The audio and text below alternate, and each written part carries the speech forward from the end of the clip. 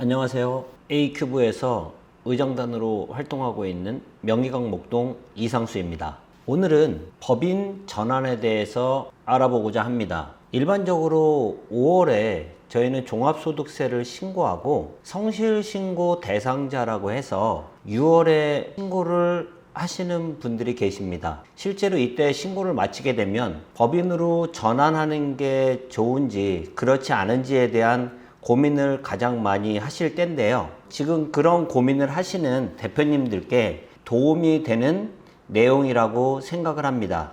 지금 화면에 보시는 것처럼 개인 사업자와 법인 사업자가 각각의 장점과 단점들이 있습니다.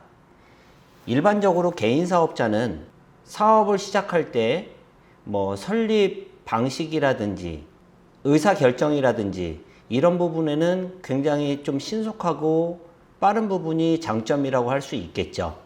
그에 반해 법인은 조금은 복잡하고 절차상의 부분이 있겠지만 일반적으로 세제상에서 개인 사업자보다는 조금 더 유리하다라는 말씀들을 많이 하십니다.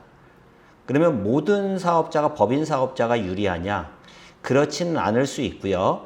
지금부터 살펴보는 부분으로 나는 개인 사업자가 나을지 법인 사업자가 나을지 같이 검토를 해보도록 하겠습니다. 법인 전환의 장점이라는 내용으로 이번 시간에는 살펴보겠습니다. 성실신고 확인자에 대해서 조금 아까 말씀을 드렸는데요. 일반적으로 대표님들이 성실신고 확인 대상자임에도 불구하고 정확히 성실신고 확인 대상자가 무엇인지 알고 계시는 분들은 그렇게 많지 않으십니다. 성실신고 확인 대상자의 범위가 확대되어서 많은 대표님들을 만나 뵙고 이 부분에 대해서 말씀을 나누다 보면 정확히 성실신고 확인 대상자가 어떤 건지 잘 인지들을 못하고 계십니다.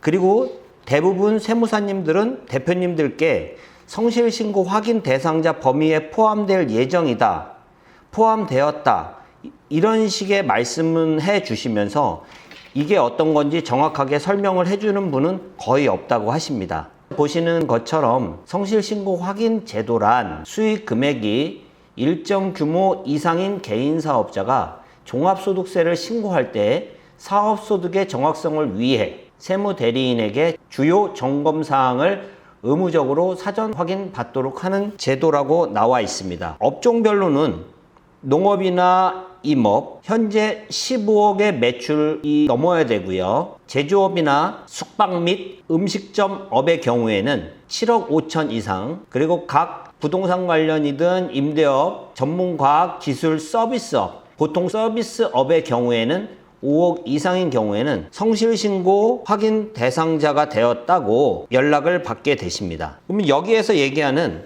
성실하게 신고할 확인이 된 성실신고 확인 대상자란 한마디로 요주의 인물로 판단을 해서 예의주시해서 보겠다라는 뜻입니다.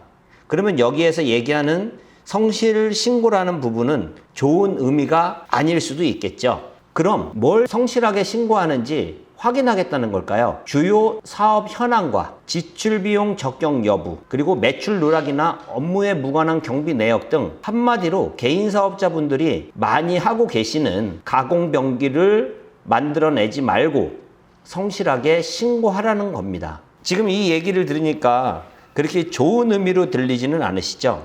그래서 준비를 잘 하셔야 되는데요. 이런 부분에 대해서 어떻게 점검을 하고 있는지에 대한 부분을 살펴보게 되면 세무사 사무실에 매년 기장들을 맡겨서 세금 신고를 하고 계실 겁니다. 그래서 성실 신고가 되기 이전에는 기장 내용에 탈세 내용이 있거나 잘못된 내용이 있다면 대표님께서만 과태료나 벌금을 내게 되면 되었고 담당 세무사에게는 책임을 묻지 않았습니다. 왜냐하면 세무사는 대표님이 제공한 서류를 근거로 신고만 했다고 하면 됐었거든요.